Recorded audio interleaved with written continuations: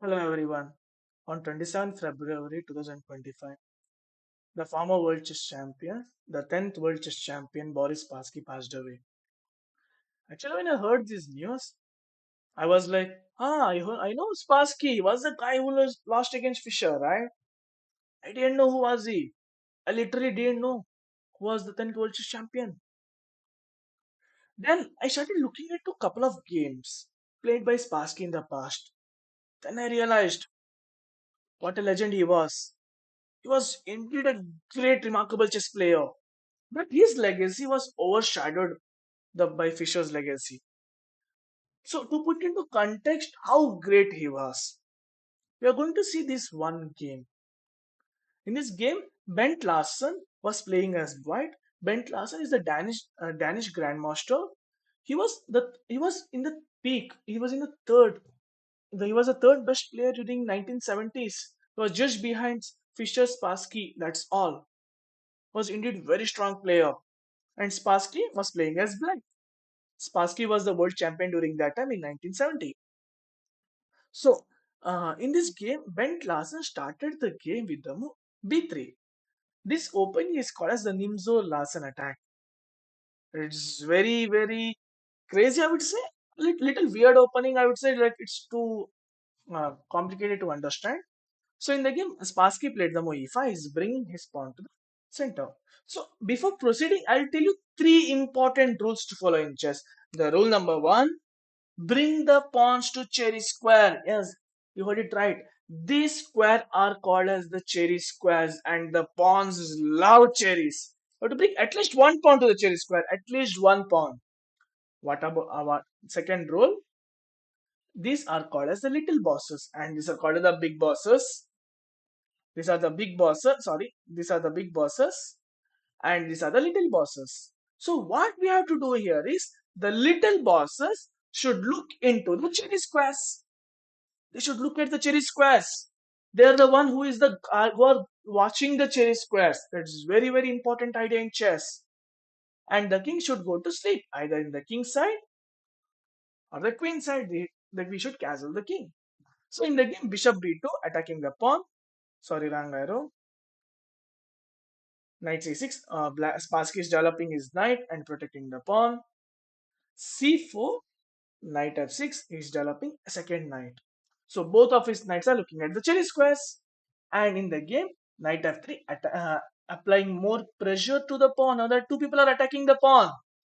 So Spassky pushed his pawn, attacking the knight, and knight came to b4. Now he developed his bishop to the cherry square. The bishop is looking at the cherry square. Also, it is looking at a square which is defended only by the king, which is a potential target for an attack in future. Please remember that. Knight into c6, d into c6. He is opening the d file and also releasing the bishop. e3 and bishop f5. So Spassky has followed the rule number two, what I told you. Little bosses should watch the cherry square.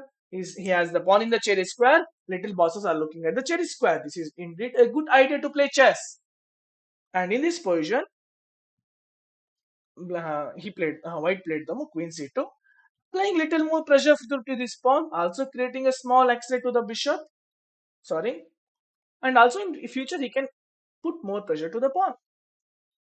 And Spassky played the move queen e7. He's preparing long castle. He's saying, I'm going for a long castling. I'm expecting a great attack today. And in the game, bishop e2 and long castle. Well, Spassky expected Larsen to play short castle. But in the game, to his surprise, white played really a bad move. You can see the bar is going up like good for black now. f4 is really not a good idea. Should have simply castled. And we are in a good position now. What just happened? Black has followed the opening principles. His pieces are doing great. King is castled. Meanwhile, White's king is not castled, standing in the center. Pieces are not active. Especially look at this knight. Knight is in the side of the board. Please remember, if the knight is in the side of the board, it's called as the donkey knight. Yeah, having donkey knights are really, really bad in chess. They're in the side of the board. So, in this position, now Spassky said to himself, okay, now it is time to an attack. Why? Just imagine like this. Okay, chess is a game of war, right? We are going for attack. We are going to crush our enemy. So what will happen? So you are the commander of your army, but army is everyone is ready for an attack, and you realize your enemy is not even ready. Some of their pieces are sleeping. They are not even active there. Then what should we do? We should go for an attack with full energy, right? The same thing in chess as well. Spassky realized my pieces are too awesome.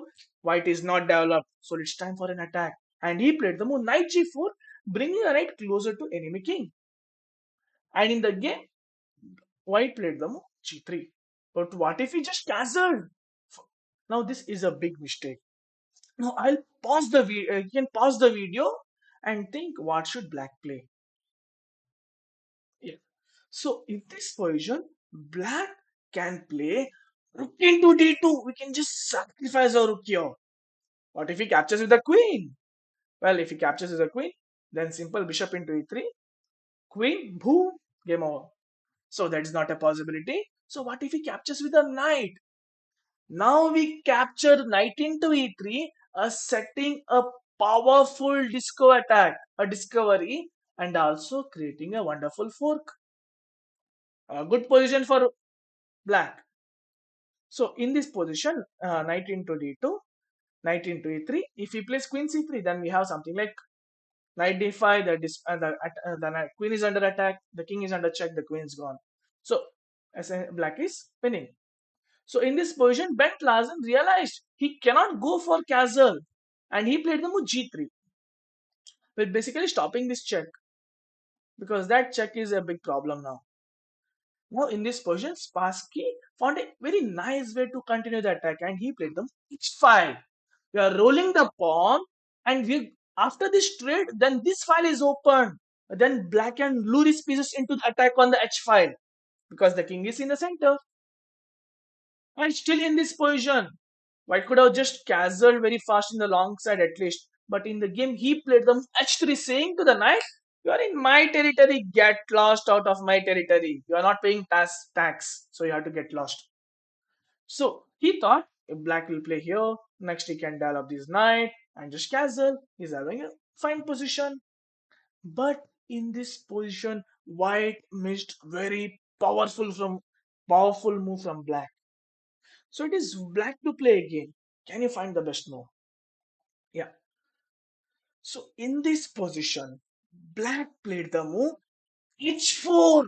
We sacrifice our knight again, and we are saying no matter what, we are going to open the h file. We don't care anything else. Well, white captured. Free knight. Wow, yummy. And now h into g3, opening up h file.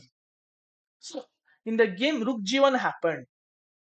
So what if he just captured here? This is exactly what Spassky wanted. He's ready to sacrifice his pawn and also another bishop if in case it is needed to bring the rook, the queen, and everything for a checkmating attack.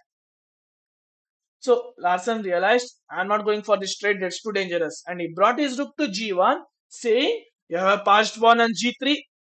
No entry, I'm going to capture that." And now it is Spassky's turn again. I'm going to ask you to pause the video again and find the best move what Spassky played. Yeah. In this position, Spassky played the move rook h1. We sacrifice a rook again. Not again, this is the first time, right? Yeah, there will be again, don't worry. So we sacrifice a rook.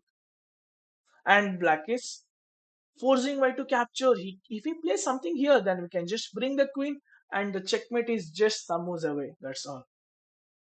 So in the game, white captured. Now we play g2. The rook has to move here. In the game, white played the move rook f1. But what if he plays rook g1, saving the rook? Now Spassky will play queen h4. We enter the queen to white's territory and giving a check if the king moves. Now we sacrifice the queen h1. That was the idea, guys. White in this position is having a bad day because his king is weak.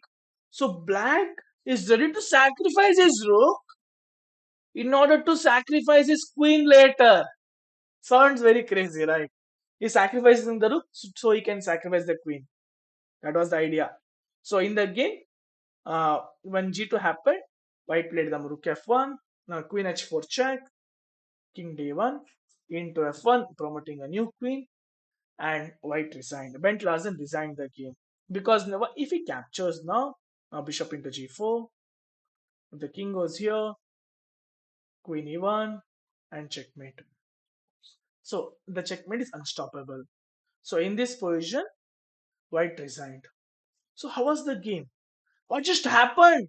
Just couple of moves ago. Wow, what a nice position. Like Black is doing fine, but White is not bad. White is not bad. The position is fine, but White is not doing bad. Just couple of moves, everything went crazy as hell. That was Boris Spassky. He's such an incredible attacker. And in this position, what White's fundamental mistakes was not following the principles I taught.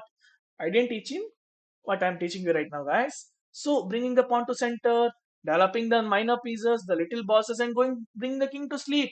Always remember, whenever we are playing a game, if the king is sleepy, the game is happy. The king is standing in the center. That is a deadly situation. So that was a fundamental mistake. So this was just one among many brilliances Spassky played during his lifetime. So what a game. So he was such a great player. And this is such a beautiful game to be remembered. Yeah. Thank you. Bye. Have a nice day.